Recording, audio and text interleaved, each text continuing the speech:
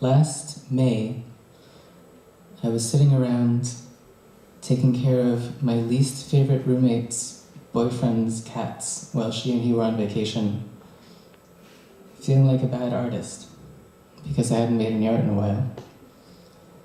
And I was waiting for a big story to come along so I could tell it. But the feeling of being a bad artist became intolerable. So I decided to tell a lot of little stories.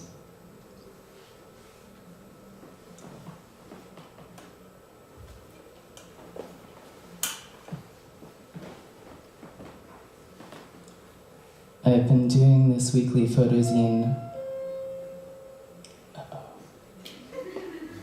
Can someone get the door? Yes. Since the end of May. I'm going to take you through the first 4 issues, and then we'll have a multiple choice section to figure out where we go next.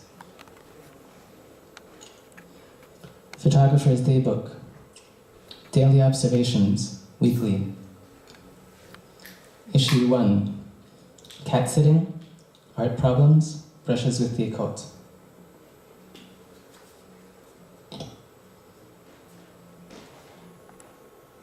May 25th. Cat sitting. Gave myself my first ever tarot reading using Cat Father's deck. I wanted the cards to tell me what direction I should go with my photography. Nothing conclusive. Went on a Tinder date with a witch. We talked about the Kabbalah and codependency.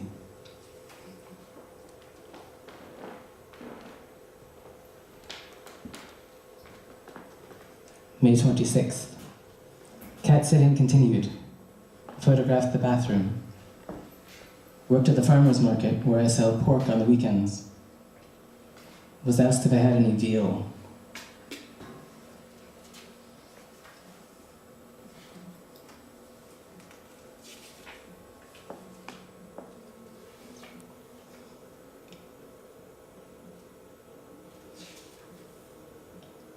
Cat sitting continued. This is the 28th.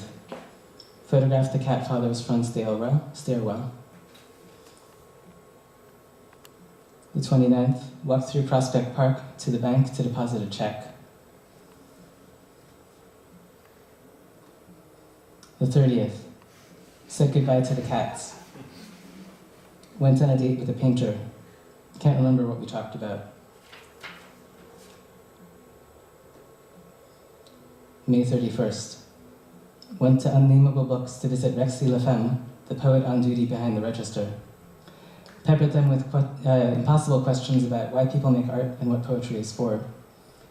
My problem, I thought, is that I'm always trying to find that certain key, the one that will open everything up to me, when in fact there is no lock. Issue 2. Assignations in both New York and Philadelphia. Our problems continue. June 1st. Went on a Tinder date with another painter.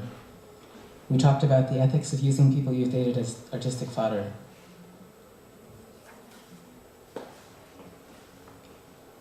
June 2nd.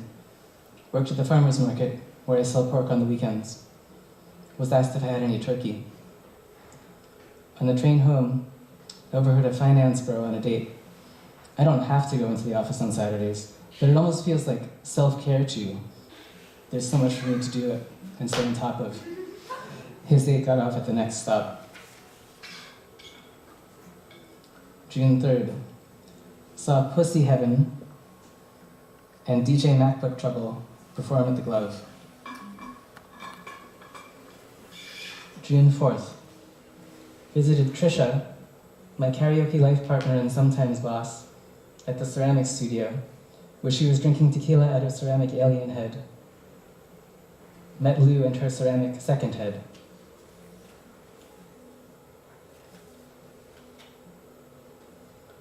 June 5th. Photographed my liver. Took the bus to Philadelphia, sat in Washington Square Park and was visited by many bugs and the ghosts of summers past. Imagined what I would say if I ran into my ex. What are you doing in town?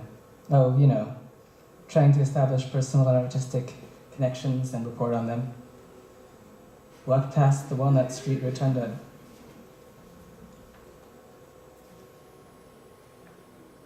Was visited by more ghosts from different summers. Had a lunchtime chat with a poet. What is your relationship to the occult? Tenuous and casual. Had an evening drink with a philosopher. Talked about podcasts and gender. She told me I seemed like a soft butch. I spent the night in her bed.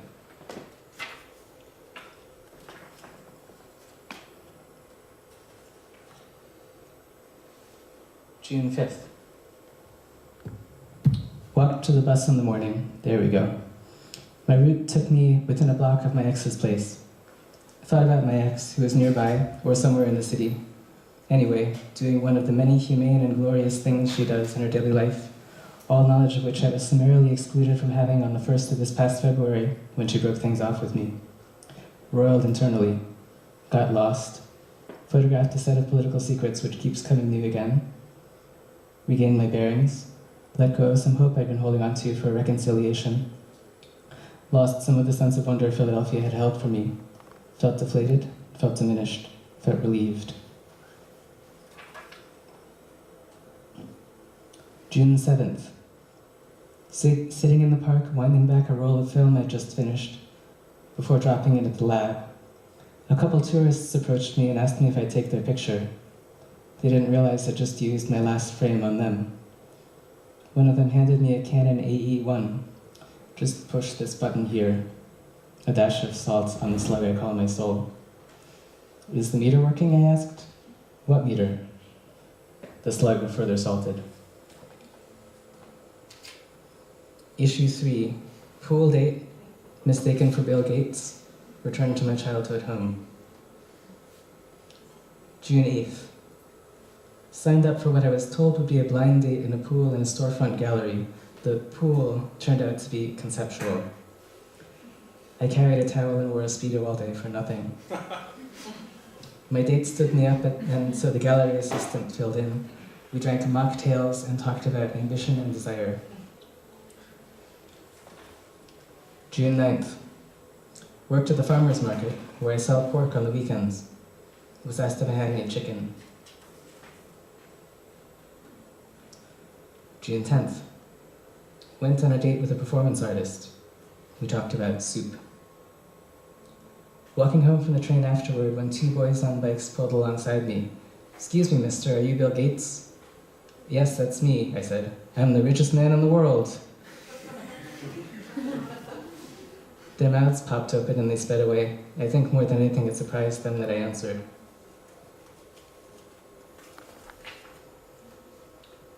June 11th. Walked 3 miles in the dark to deposit a $100 check. June 12th. Printed at the dark room at the International Center of Photography. Photographed the news. Trump was in Singapore earning his Nobel nomination. Does everyone remember that? June 13th. Printed in the darkroom at ICP.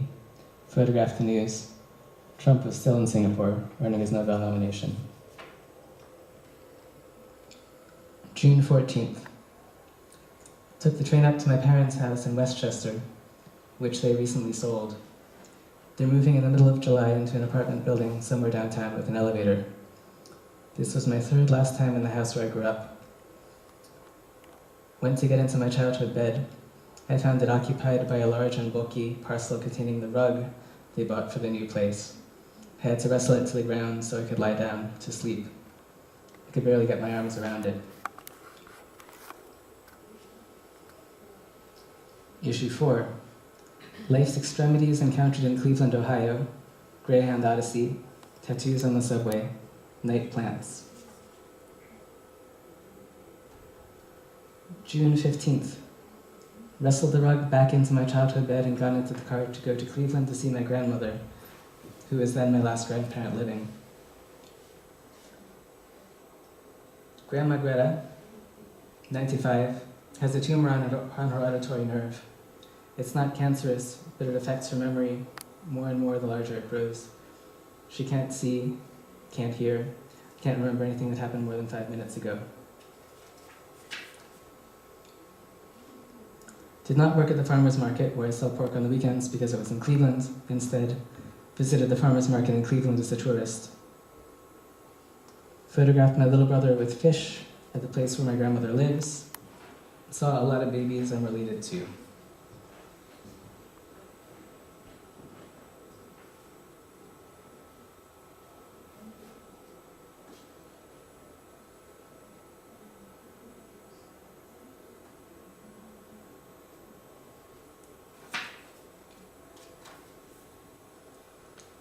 June 17th. 15 hours on Greyhound from Cleveland to New York.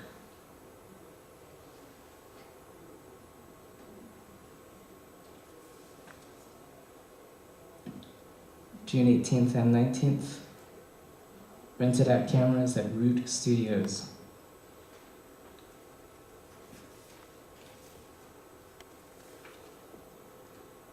June 20th. Photographed some peeling cave art.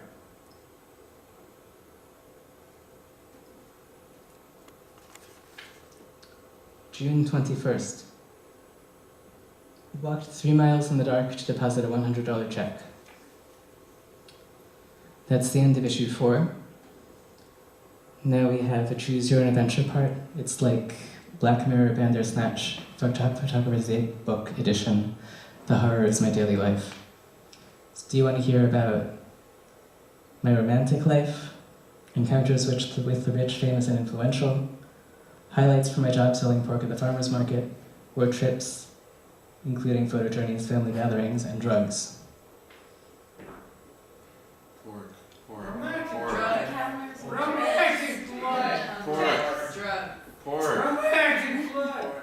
I'm hearing pork and drugs. Is everyone on board with that? Farmer's Market highlight reel.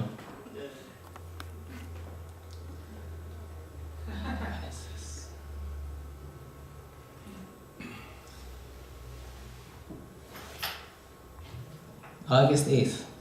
Worked at the farmer's market. Was asked if I was Italian. No.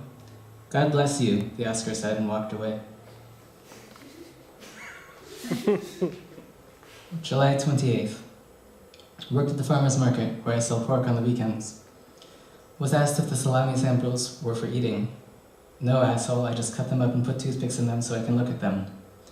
I did not say this. July 1st. Worked at the farmer's market. The guy shoving a salami sample into his mouth asked me if they were kosher. It's all pork, like it says on the sign. He stepped back. His hand went to his throat as he read. Oi God, he said, backing away. Oi God. Oi God. Oi God. July 14th.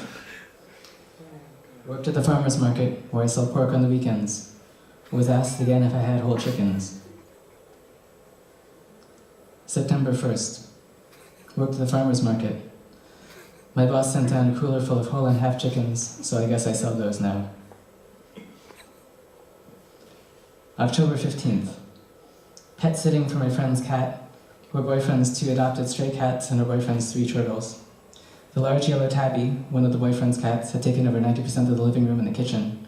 He has diabetes and had peed a ton overnight, thankfully only in the litter box. The resident cat was stuck up against the window. Anytime they passed within 3 feet of each other, there was a standoff, hissing, screeching, and occasional blows. Worked at the farmer's market, where I sell pork, sausage, and whole and half chickens on the weekends. Was asked why I didn't have chicken sausage. June 23rd. Worked at the farmer's market, where I sell pork on the weekends. A baby pigeon, nearly grown and probably kicked out of its nest by a sibling, sat with me for a while. It was wholly unafraid of people, and I do not expect it lived long on the ground. I have been asked for lots of things that I don't carry, but never for squab. December 1st. Worked at the farmer's market, where I sell pork on the weekends. Was asked by a tourist, "What do I need to see in the meatpacking district?" "Nothing," I said. August 4th. Worked at the farmer's market, where I sell pork on the weekends. It was light when I arrived, and then it got dark again, and an apocalyptic storm began. Could this have been God taking me to task over the salami thing?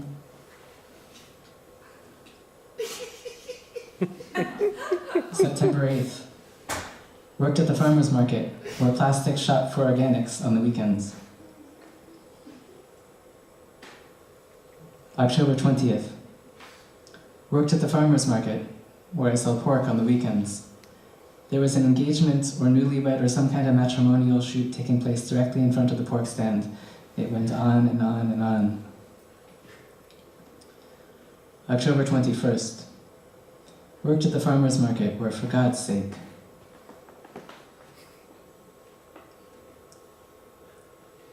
November 3rd.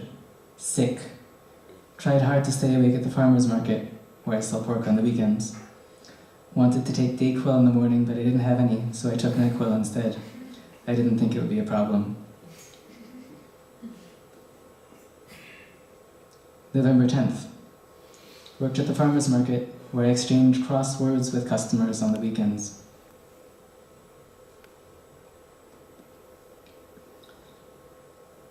November 11th. Worked at the farmer's market, where something select fruit on the weekends. I couldn't come up with a joke for this. If you can think of one, please find me after. December 8th. Worked at the farmer's market, where I sell pork on the weekends. There's also some kind of joke here about human trash and compost and junk food and different types of scavengers and bottom feeders, but I can't put it all together. If you can, come find me afterwards. December 12th. Worked at the farmer's market, where I sell pork on the weekends. Photographed Joel working at the farmer's market, where he sells cheese on the weekends.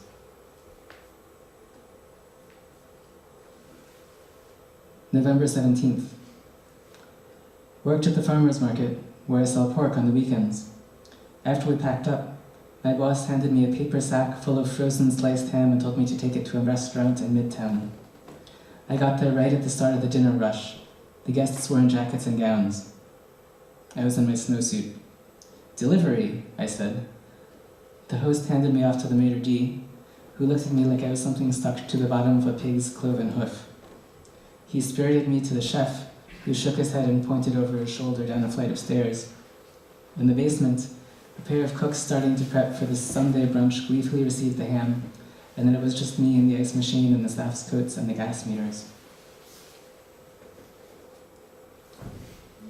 December 29th. Worked at the farmer's market, where I sell pork on the weekends. At the end of the day, my pork selling accoutrement and I caught a ride to Union Square in the fishmonger's truck. They didn't have room in the cab, so I had to ride in the back with all the fish. It's not easy taking a selfie in a moving vehicle full of unsecured tables and tents and coolers of sausage. I almost died to get you this shot.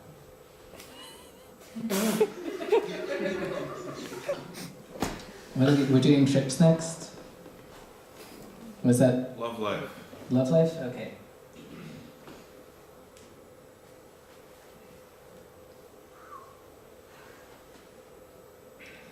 June 28th. Went on an ice cream date with an art historian from Tinder. We talked about ice cream. A couple days later, I went out for ice cream, alone this time, so I could take this picture for the zine. I'm trying to eat dessert less often, and the zine isn't helping, and neither is dating, come to think of it. Why do I keep doing it to myself? You never know, as they say in the lottery ads, and I sure don't. I don't know anyone who's won the lottery either. June 29th. Threw up a little in my mouth on the subway. June 30th. Went on a date with a songwriter. We got right down to business, talking over 2 frozen margaritas apiece. We really covered a wide range of topics. I thought this was clicking, but maybe I've forgotten what that feels like. I had some hope for a second date, but I never heard from her again. July 12th. Woke in the night from a dream about my ex. She hadn't visited me since the last week of May, the first week, in fact, that I was keeping track of these photos and stuff. That dream I don't recall. In this one, we were reconciled, kissing, curled together on the floor of her living room. I should have been glad, but I was still nursing some hurt, and I got petulant and said something that upset her. I floated above our bodies, our faces an inch apart as she berated me, tenderly, ardently. How could anyone blame her? And burned and sickened with shame. July 30th. Went on a date to the Botanic Garden with an adjunct professor of literature and gender studies. We talked about mono and triglycerides, mixed tocopherols, butylated hydroxytoluene, and the erotics of the classroom. August 8th. Sat by the water in East River State Park after work, sighing. I was about, though I did not know it, to embark on what would turn out to be a stunningly pointless date with a tech industry professional. There is no reason to talk about what we talked about. In the park behind me, a child in a stroller was screaming, "I want Shake Shack! I want Shake Shack!"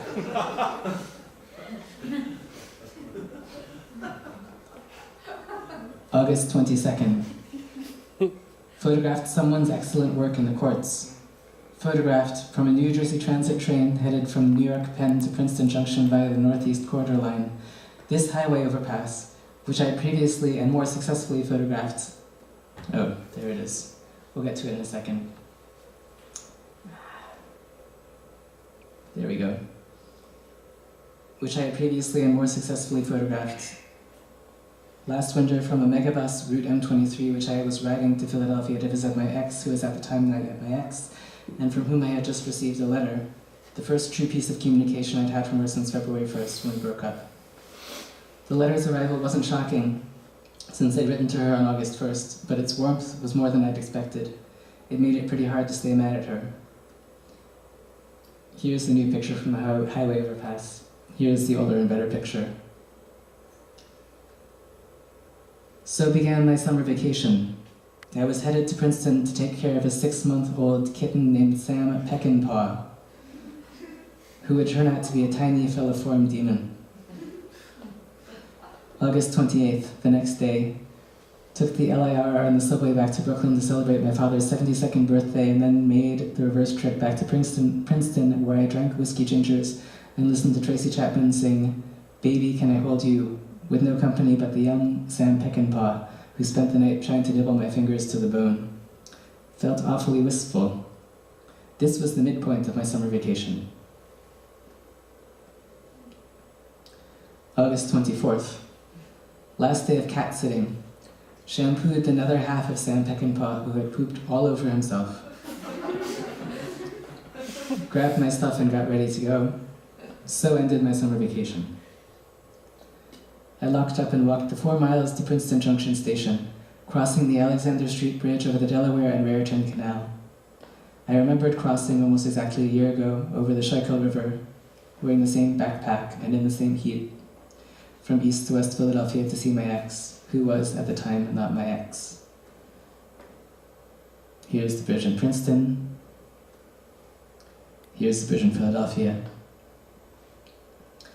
I thought not being angry anymore would mean that it was over, and that I was over her.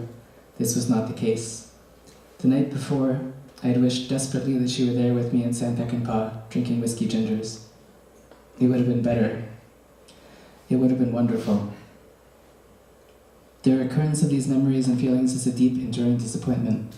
I want to close this chapter. I'm so tired of writing it, but I'm still sad. I want to move on, and I'm trying, first date after torturous first date, but I'm also trying to get back. Back to what? Back to that way, to that depth of feeling about somebody. It's hard. The depth of feeling has been set so high. August 25th, the next day. Worked at the farmer's market, where I sell pork on the weekends. Went on a Tinder date with an optimist. Got a headache. August 31st. Made out in the visible storage wing of the Brooklyn Museum with a weft weaver from Toronto, Ontario, just in town for the weekend. I finished the roll and opened the camera before I rewound it, which is why you got that blown out part. September 24th. Crept around Jackson Heights. Went on a date with a weed delivery person. We didn't talk about anything because she should have too stoned to converse. December 3rd. Deleted all the dating apps from my phone. This decision was sometime in the making. The last straw was the date I went on in October with a stand-up comic. She didn't tell me off the bat that's what she was. On Tinder she said she worked in magazine advertising. I had to find it out the hard way. Things felt strange right from the start. There was an intense competitive edge to the conversation. Any joke I tried to make, she would do her best to top. Every story I started, she would started to tell, she would interrupt and riff on for as long as she could. I like talking, and I like listening. I've never had a conversation quite like that one. I don't know what I'd call it. Eventually she said something about comedy clubs and her facade crumbled. I am never tempted to be unkind to people I've just met, but I wanted to tell her, I'm glad I could help you entertain yourself, but I'm sure you'd do as well with an empty chair. There were a few other straws, of course. A New Yorker editor who looked down her nose at me through 2 cocktails. A college administrator who said she'd Venmo me after I paid for dinner. I never heard from her again. This comic was the big one, though.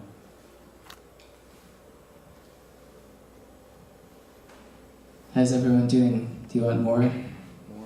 More. Do you want famous people or trips? Trips.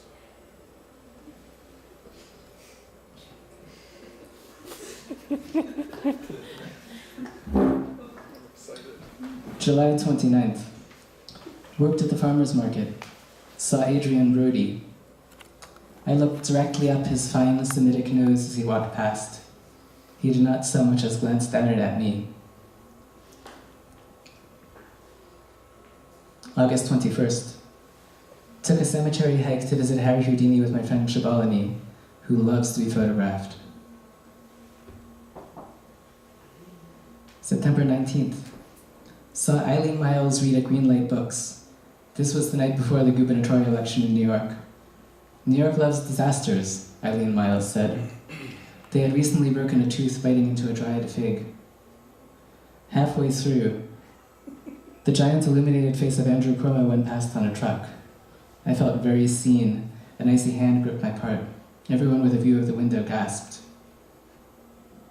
Earlier in the day, I had had a peanut butter milkshake. It was giving me gas.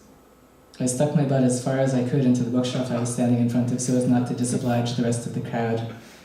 After the reading, I looked behind me to see whom I'd been farting on. Dickens. September 14th. Went to a swanky New York Art World party. September 26th. Photographed Daniel Fishkin winding around a piece by Jim Strong at Vox Populi. October 9th. I could swear the guy at the table outside is on TV. Every time he looked over at me, I felt his eyes piercing me as though through a screen. Who is he? Does anyone recognize him? I still think he's famous. October 29th. Saw Jonas Mikas speak at Anthology Film Archives. He was mesmerizing. The Q&A was tricky. Everyone wanted him to keep talking, but no one wanted to interrupt him by asking him anything. Finally, someone asked for his earliest memory. He said, in the village where I was born, there was a man at the market who sold honey in little metal jars. It was spring and the potatoes were in bloom. I got to the market at the end of the day, when there was just a little honey left. I took it to the potato fields and lay down and ate it among the potato blossoms. I remember the way they smelled. Subtle. So sweet and delicate. Sweet and delicate.